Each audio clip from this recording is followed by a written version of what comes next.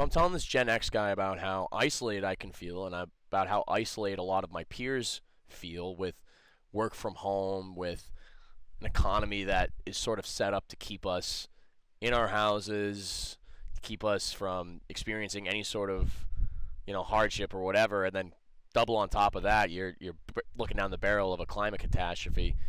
And he just straight in my face goes, "Yeah, well, when all that stuff gets bad, I'll be dead. I'll be dead." Hey, would it kill you just to give me a whoops? Just to give me a hand up like, "Hey, that one right there, that sucks. That's on me." Hand up, that one right there, the climate catastrophe, the bankrupt economy, national debt, that's on me. That's on me. That's all I'm asking you to do.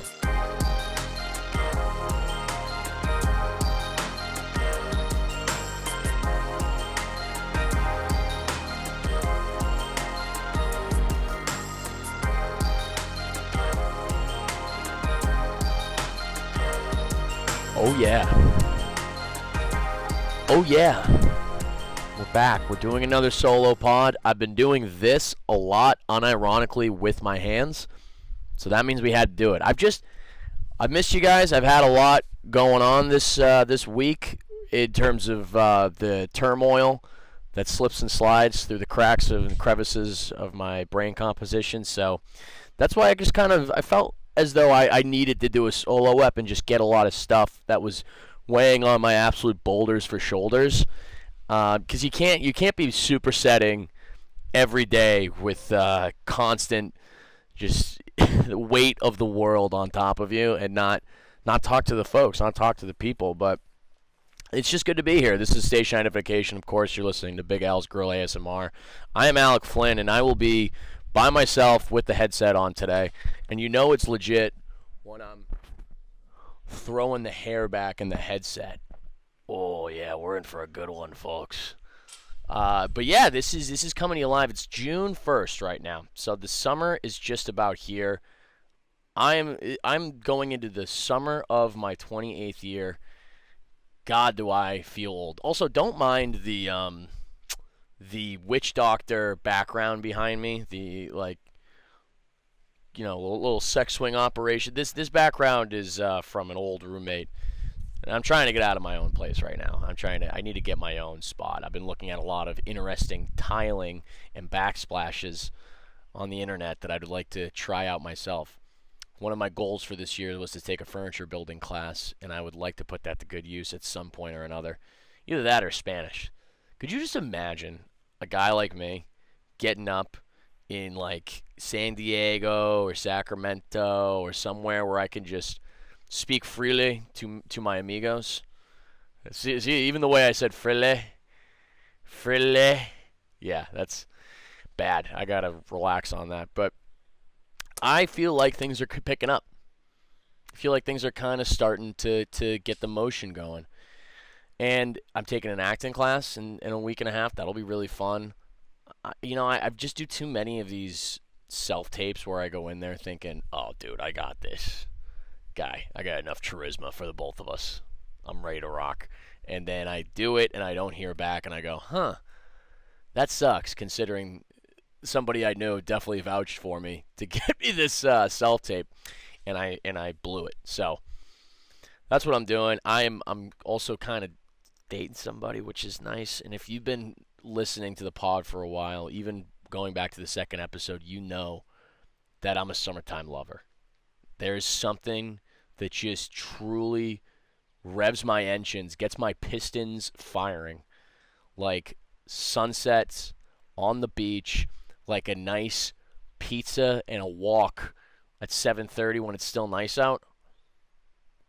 And hey, how about this? How about some farm stand ice cream to really get you fired up? Rub that all over myself. It's a rocky road home. I'm going to put a bunch of sand in my crotch, and I'm going to make the friction really hurt. Really hurt. And that, I joined a roller hockey league this past week The roller hockey league's going well. We've already lost our captain, and somebody else is taking over. It's really not going well. I just feel like I need to get into some sort of like big activities for the guy. I need to make sure I'm going to yoga sculpt 3 times a week. I need to make sure I'm doing my roller hockey because I do like those routines and I do like those constant little community builders. This girl, I go to yoga sculpt and there's a college girl in there who's just always like, "Come on, don't quit." Like she's like right next to me and she's like, "Come on, you got this." And I'm over here like, "Ah, I need a towel. I need the cold towel." Almost every class. I'm such a baby in that class. I can't help it. I don't know how women do like the reformer and the Pilates and all that. I'm doing yoga sculpt, and I'm trying my best here.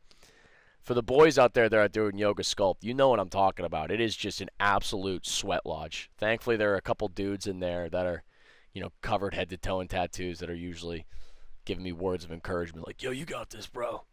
You got this." I'm like, "Hey, thank you, Sander. You're the dude." But yeah, man. I just, I had one of those weeks where it felt like everything was kind of crashing in on me. I had a set at the Comedy Store Monday night that, you want to hear this lineup, these people I had to go after. This is in order, ready? It's in the main room, too. It's a very intimidating room, but this is the show we run at the Comedy Store every now and then on a Monday. This was the lineup. It was Adam Ray, Liza Schlesinger,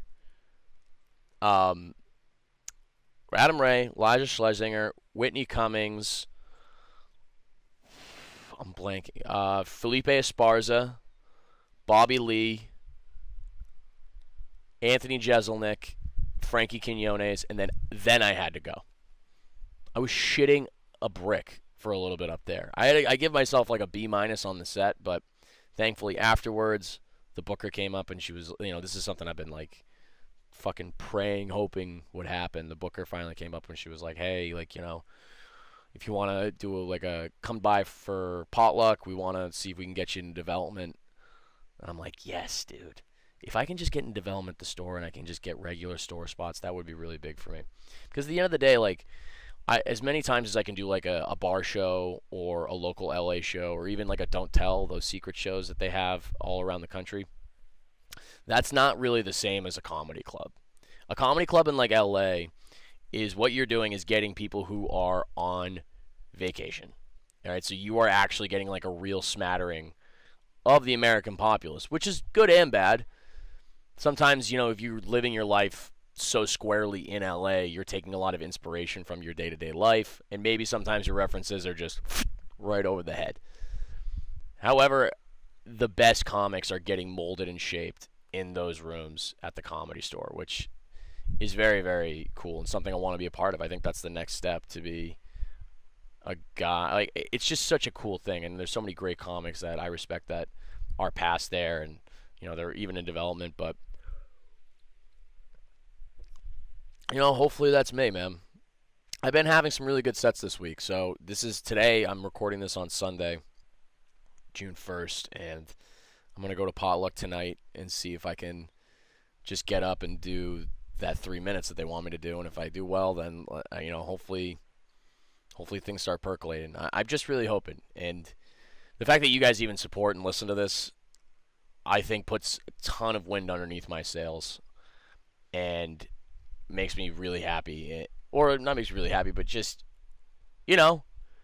I believe because you believe, if that makes sense. I believe in myself because you believe. And it's a cyclical thing. I've been having some good sets. We did a show with Noel Miller at the Improv on Friday night, 10 o'clock. One of the girls afterwards was like, "You're really good at talking into the mic." I'm like, "Great. Hey, thanks." That's kind of the whole thing, but appreciate it. I have been sort of lately just channeling a level of enthusiasm and energy on stage that I think in the past I tried to go back and be kind of like, "Hey, cool guy Jim" from, the original Don't Tell taping. But at the end of the day, I am a psycho. I'm going to get fired up for legitimately no reason. I'm the type of guy who's just going to start doing knuckle push-ups in the green room. I'm going to scoop slam the nipples of some guy who's going up before me. And I'm just going to like get fired up. I like being a glue guy, high energy. So I'm channeling a lot of that like ADHD brain and just bringing in a state of play. I'm being in that mode of goofing around. Hey, what's this? Look at this. Hey, sex swing for Navajos. Something like that. Doesn't make any sense. And if you do follow, like, I will be hopefully releasing more stand-up clips. If you haven't seen any stand-up, we did like an improvised stand-up pull from the bucket fun thing on in Raleigh, me and my friend Bruce Gray. That's on this YouTube channel, so check that out. It's really, really fun. It's like 18 minutes of us just goofing and having a good time. And yeah, I think back about last summer, and I think about how sort of nebulous it was. I was also like in the early stages of a relationship around this same time, and I was just doing a lot of driving and just kind of having days that were just spent with my partner, with my girlfriend, and I don't know, I felt like they just got away from me a lot. And, albeit men, we are so quick to blame it all on ourselves and blame our sort of lack of goal achievement on lack of hard work and how we need to work harder, when it would behoove us to take a look at the set of circumstances we're being dealt, and instead just maybe say, hey, nothing I can do about it. My girl lives 40 minutes away in fucking Atwater Village. You know what I mean? Like, there's nothing I can do about that. Sometimes you just can't, like, outwork a problem, I've realized. Sometimes you just need to kind of separate yourself and figure out how to get out of it. Like, I don't know. This was something I wrote down a little while ago, but I do believe this. Dudes are really good at, dudes are very good at blaming ourselves for something that you just can't outwork. You can't outwork some problems. You need to take a step back and realize that the system or the thing that you're in is just set up poorly to where maybe you're forced to overachieve for any sort of semblance of comfort. And I think that especially ties true into jobs. And I think a lot of like the working that we do, where we think as though, obviously I'm a big proponent of having like a routine of just, but there's some shit where, for example, like comedy, a lot of that is just like, it's happenstance. Somebody might see you just randomly at some fucking club, or they might see you randomly at just doing a set around town, and then they go, hey, I have something that you'd be good in for movie, TV, blah, blah, blah. And that's a set of circumstances you just can't control. When it comes to like our work, we have to be willing to take a step back and say, okay, what can I control? What can't I control? And be honest if you're not working hard enough, obviously. But be honest, too, if you don't know if you can work any harder.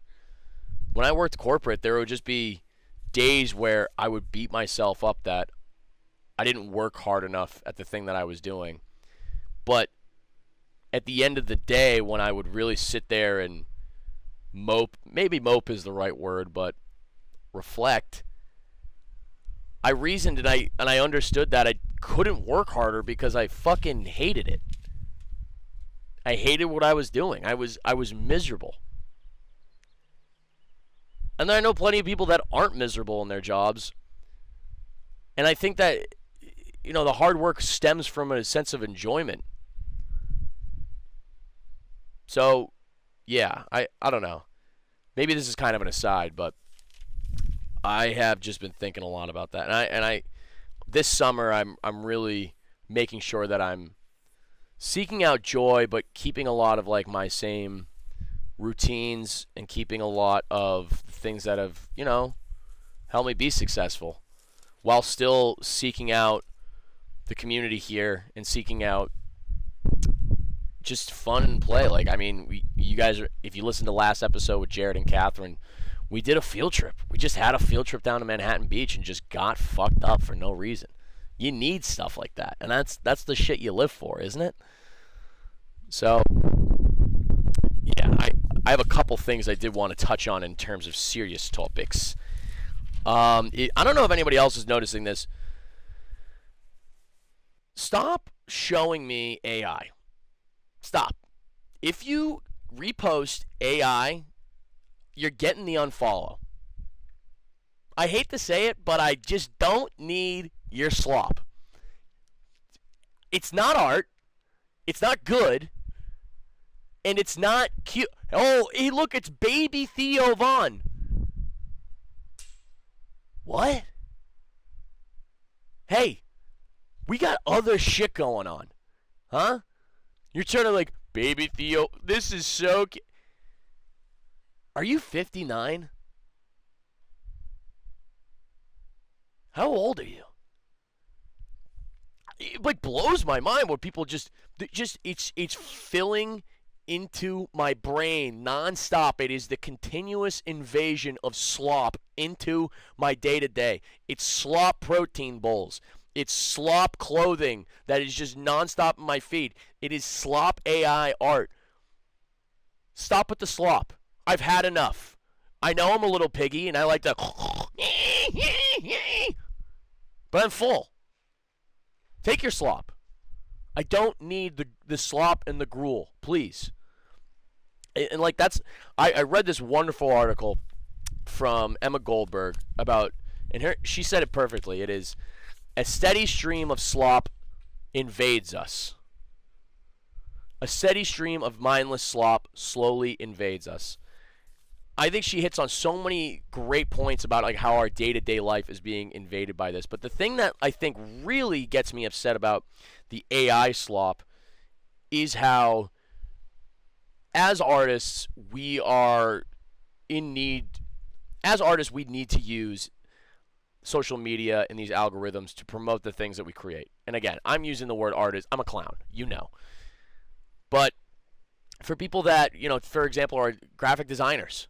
You think about the amount of graphic designers that are constantly trying to differentiate themselves and put out everything that they do in hopes that it finds the right audience.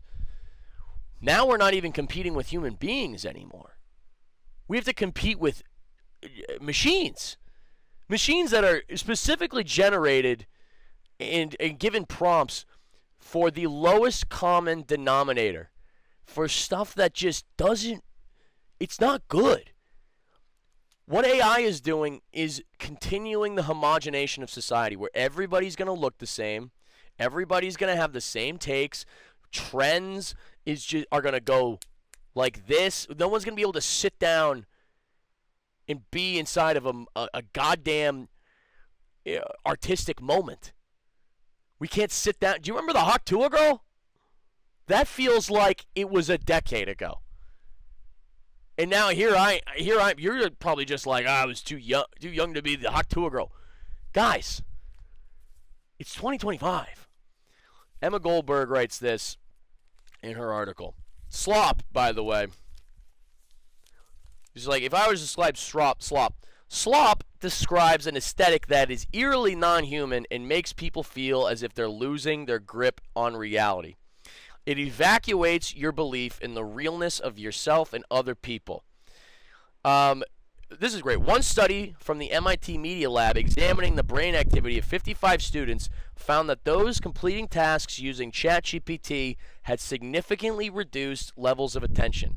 Anthony Wagner, a neurologist at Stanford, reviewed a decade of research on how multitasking affected attention and memory, and found that people toggling between lots of sources of online and offline information performed worse at memory tasks. So we're just being inundated with this stuff, and it's lowering our function of brain. So that's why I ask you, if you are somebody, a young person especially, that's using AI art, or if you're even a comic promoter, like, stop. Because all this shit is not only terrible for the environment with all the amount of energy it uses from supercomputers, but two, it makes you look like a fucking nipple.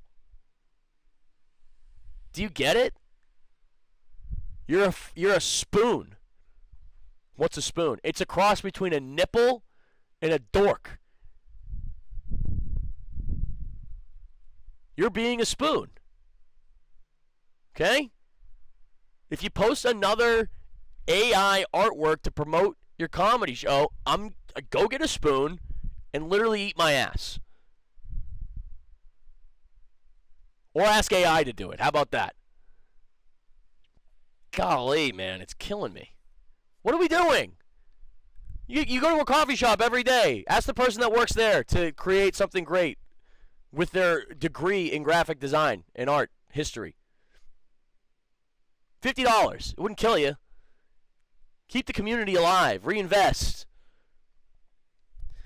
God, I don't know. Maybe I'm just freaking out. I'm on my phone too much. We're on our phone too much, guys. I propose something similar because I thought about this the other day. I want to start putting out an out of the office message just for like weekends at a time where I want to just go OOMP off of my phone. I'm OOMP. Can't get in touch. Okay, landline. You got to call me up. Hey, is Alec good for a play date? Maybe I am. Maybe I'm not. I don't know why I'm doing this hand message too when I'm already wearing a headset. That is kind of counterintuitive. But I'm OOMP. A lot of the anxiety I felt this week was just over the AI and the way, because I have a little brother that's about to go into the workforce. He wants to go into, white collar. He has a college degree. He's got I think he's got a bachelor's in business, I believe. I don't know. Should probably ask more questions. And I just worry if he's going to have a job. I worry if a lot of my friends are going to have a job. I don't understand why our government or why we don't have people that realistically can put the brakes on this. Yeah, get rid of the shareholder value for these. Well, all they care about is the shareholder value for these AI companies. What Trump has done and what this government has done is essentially used AI and used tech to their advantage to just sequester the will of the American people. And when I say the will, I know it's not clearly defined in any sort of manifesto or any sort of big, large gathering, but what AI is doing will silence us. What will happen is that all this AI art, all this AI bullshit will cease to be human. And the argument is, of course, I want to use AI to help me live more and create better relationships. Hey, guess what? This ain't Spain. Okay? We're not going out in siesta, hanging out until fucking midnight out in the streets having, café con leche. We're not. Okay? That's not our culture. I hate this. I hate to be that guy because there's nothing I would love more and nothing I will try and do more of this summer than sit on a patio of a bar having a cold beer until the wee hours of the morning. That is number one priority for me, but that's not what this country is. Let's be real. This country is 9 to 5, work, retire, die. And I don't even think you can retire anymore. I saw a graphic. To retire comfortably in 2025, you need to have $1.3 million saved. $1.3 million? What? Huh? What?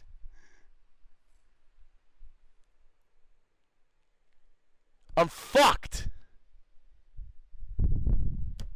I'll have to join Jake Paul's senior fight league when all's said and done. It's insane. It's insane. So you think AI is going to make this any better? No, dude.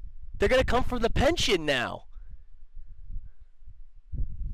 AI is just going to, we are not a culture ready for AI to take the work off of us.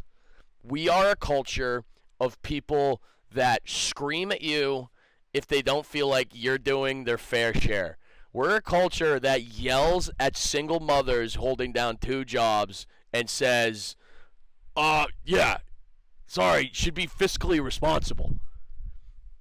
like, if you think AI is going to alleviate, oh, hey, now we'll have a lot more time for relationships. We've built an economy that keeps people in their houses and on screens. You think we're going to go back to, hey, howdy, neighbor? What? And I hate how, like, dark I'm being right now, but, like, am I wrong? Am I fucking wrong? And I wish this is, one of the things with live comedy, live art in general, like live performances. That is what you are trying to cultivate. That's why I love doing like live shows and having my job, because I try and directly connect with people. I try and live outside. Oh fuck, I just hit the birdcage. I try and live outside of the bubble. But that's hard. I mean, I've told you, like, I try to go on these fucking play dates with my friends in the middle of the day. I'm trying to call them up, be like, hey, let's go get coffee. And they're like, oh, I can't. I got to work from home. Just bring your laptop wherever we are and scribble the mouse pad every 5 minutes. It's not that deep. I just want to fucking shoot the shit.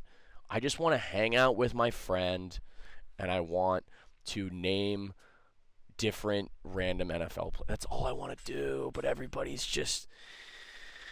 focused on creating shareholder value when it's not going to matter. Now I start thinking about Andrew Yang. Remember Andrew Yang, universal basic income? We might start needing that. Or let's just get rid of fucking capitalism altogether and let's go back to a shared system of something other than this. We have to completely rethink the economy if we are going to allow AI to essentially decimate all these white-collar jobs. It's really like we have a government right now that is mortgaging the future. Let me tell you a story. I was hanging out with my uncle this past weekend in San Diego.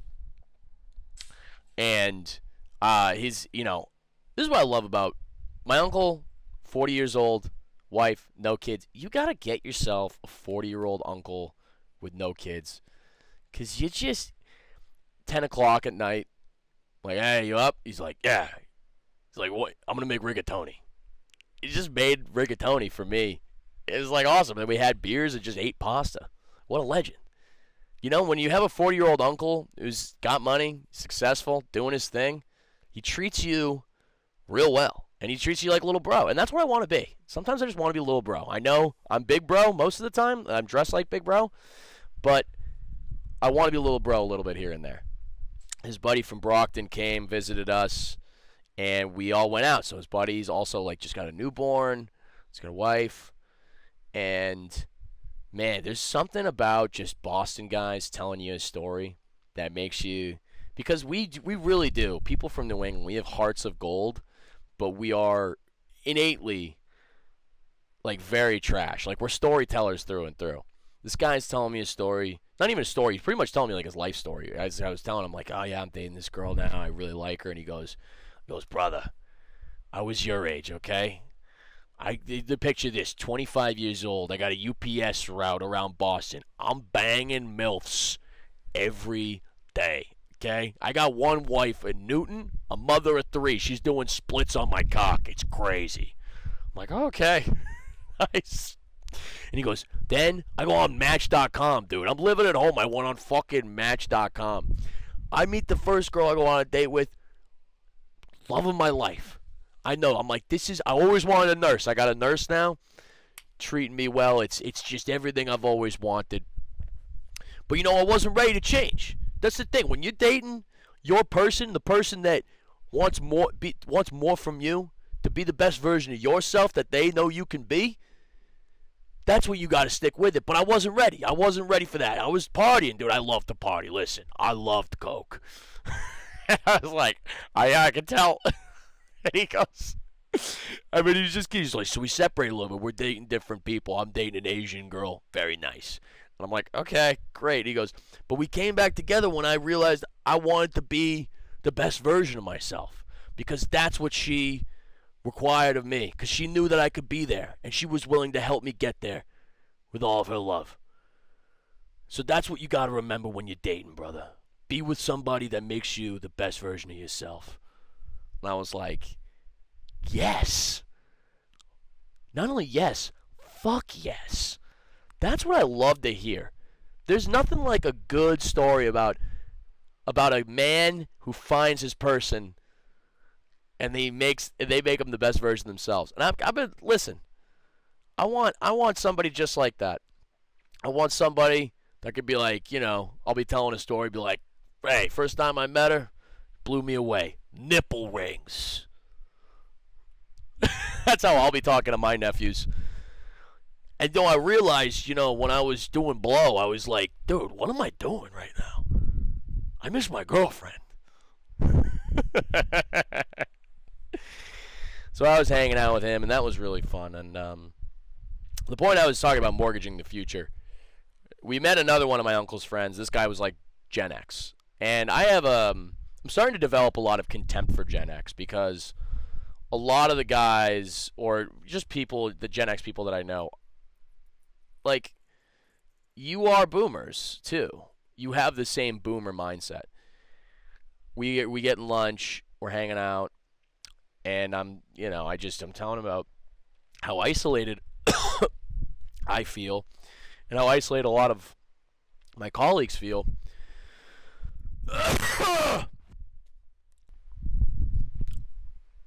Sorry, we'll cut that. I'm just telling him about how. So I'm telling this Gen X guy about how isolated I can feel and about how isolated a lot of my peers feel with work from home, with an economy that is sort of set up to keep us in our houses, to keep us from experiencing any sort of, hardship or whatever, and then double on top of that, you're looking down the barrel of a climate catastrophe. And he just straight in my face goes, yeah, well, when all that stuff gets bad, I'll be dead. I'll be dead. Hey, would it kill you just to give me a whoops? Just to give me a hand up like, hey, that one right there, that sucks. That's on me. Hand up, that one right there, the climate catastrophe, the bankrupt economy, national debt, that's on me. That's on me. That's all I'm asking you to do. If a Gen X or Boomer looks at my face again and says, yeah, well, I'll be dead, I'm just going to go, then die. You're also the generation that's trying as hard as you can to live longer than anybody else. Just die then. Give me your house. Give me your pills. Because I'll be alive and I'd like to be in shelter and high off my ass. Am I wrong? Because this is all we're doing right now is like we are having our future mortgaged away. We have a administration in place and a government that is doing nothing but extract, take. We have a president who is so corrupt it actually hurts my balls. I'm getting male testicular cancer thinking about this guy. And it's like I know the problems for them seem really big, because they are. They're fucking huge. But wouldn't it give you a peace of mind to know that you are giving back? To know that you are investing in the future of humanity, in the future of this country, instead of just taking for what? For what? Another Friday night at TGI Fridays? For what? Huh? Another golf reservation? Okay, it doesn't have to be all or nothing. You could just acknowledge that you fucked us. And maybe, just maybe, put in or advocate for policies that wouldn't truly bone us when I am your age. If I even get there. I know, and I'll say this to everybody, millennials, Gen Z, whoever else is listening, we cannot adapt that mindset. We can't be in that mindset of, well, I'll be dead. Hey, that's somebody else's problem. I refuse to adopt that mindset. Lacking empathy cannot be the notion of millennials. That cannot be the notion of Gen Z, especially for Gen Z. Listen, 28. I keep saying I'm elder Gen Z, but the minute that we release ourselves from responsibility of this planet and of this country is when we lose any sort of morality. It's when it's going to be, Rome is on fire. I refuse to live in a world like that. That's not what we're about. That's not who we are as Americans. That's not who we are as human beings. Just because we're here, I know we didn't ask to be here, ask to be born, but we owe it to ourselves to create community and to create institutions that serve one another. I'll be dead soon. What if you aren't? Excuse me. You have to be willing to look at the big picture, to look at the problems from 30,000 feet, and think, how can I do at least my part? Whether that's donating, whether that's donating your time, honestly, whether it's just voting, and just voting in midterm elections, voting in primaries for candidates that you want to see represented. A lot of this, we can turn it around. The idea that, we'll be dead. It doesn't have to be this way. The nihilism does not have to seep into every aspect of our lives. You have to have these conversations, I think, with like boomers and with Gen Z, where you just have to look at them and just say, do you realize how fucking rude that is? To look me in the eyes as a young person that wants to have a fulfilling life, have a career, have a family, and just say, well, that sucks, but I'll be dead. God. I've done it with my own parent. I've done it. My dad says that shit, and I'm just like, don't say that to me anymore. Don't fucking say that. Okay. Let's get to the fun part. Guys, we're going to do book club. I think we're going to do it. This is going to be first edition of the book club. I'm just going to give us all the book that we're going to read, and then I think next solo episode. So I'm actually going to leave a poll in this episode.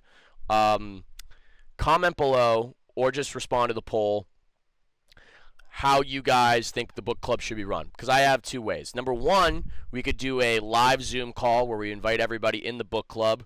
We do that about once a week, about for like 30 minutes, and just talk about the book, and everybody can kind of like get to know each other and learn about the book.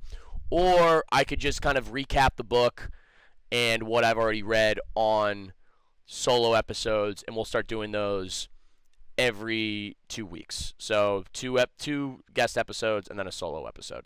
Let me know what you guys would like the best. I'm going to go get the book.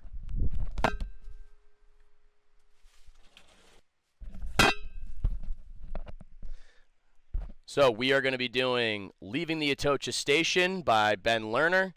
I've read about, I'm up to chapter 2 right now, page 30. Really enjoying it. It's about a young poet from America living in Madrid, and he is taking, I think, it's like a fellowship program over in Madrid, but kind of trying, it's like a little bit of a coming of age, but I'm really enjoying it so far. I like the way that he, Professor Lerner, whoever the fucking character is, I don't even know what the character's name is right now, but the way that he doesn't understand Spanish, and yet it's painting a lot of his insights into his project on poetry is really cool. I'm really enjoying it. So, Leaving the Atocha Station, guys. That is going to be our book for book club. Please comment. Tell me how you would like the book club to be set up, because we will do it. All right, I'm gonna make it happen. Other thing, live show. We're gonna be doing a live Big Al's Grill ASMR. We're going to be grilling at Saba Surf in Mar Vista, LA, on June 21st. Okay, so we're going to do the podcast at 5. We're going to grill out until about like 7, where I'm going to have meats. It's BYOB. If you want me to grill something, bring it. And then we're going to do a quick comedy show like 7:30, and then party the rest of the night at Saba Surf. It's a great spot. I go there all the time for coffee, so if you ever see me there, just come say hi. So check that out. Live dates for stand-up. Cincinnati this week. Please come. just please come. It'll be a great time. I'm really excited. It'll be my first time in Cincinnati. We're doing like 4 shows, so I think the tickets are like $15. You guys should come through. I've heard Go Bananas is an awesome club too, so I'd really love to see you there. San Francisco, guys, we gotta sell this out. It could sell out. If we could sell out San Francisco, I will actually blow a load. I'll go nuts. I'll go apeshit. That would be crazy. Sacramento the next day. That also could sell out. I really love the Punchline. That club is so goddamn fun if you live in Sac. And then, of course, San Diego, July 4th weekend. We're doing 1 show on July 3rd, 2 shows on July 5th. No July 4th show, but it's that weekend. Would love to see you guys there. It'll be a nice way to get out of the sun. Charleston, July 18th and 19th. Never been. I'm really excited to get down to Charleston. If you're a fan, please come out to Wits End. And then Chicago's on sale right now for September 3rd and 5th. And then we're going to keep adding dates. We're probably going to be adding some UK and Ireland dates in October. So that'll be really, really fun. And Portland, Seattle, Portland, Seattle will also be end of September. So I don't really know if I have too many closing arguments right here. I feel as though, while I was going to get the book, I hope I just didn't come off as like super repetitive this episode and say a lot of things that maybe you all are feeling, but I want you to know that the anxiety that you feel every day over the AI, over the people getting on there being like, AI is coming faster than you think, or AI is already here. I feel the same way, okay? It's coming for my job too. It's coming for all of our jobs. What we can do about it, I think, is just bring it up in conversation. Remind your friends, that sharing that shit's not cool. Creating AI art realistically isn't cool. It's not. Okay? Like, using AI is not cool. Remember to just don't let your spirit be crushed by iRobot. iRobot is going to face fuck you eventually. But until then, allow yourself to be amazed by the human condition. And allow yourself to struggle writing an email to a boss. Just makes life worth living. And if you ever just want to reach out, guys, just message me on Instagram. It means a lot that you listen. So, from the bottom of my heart, thank you dearly. And, oh, wait. Real Man of Genius. I forgot. Okay, here we go.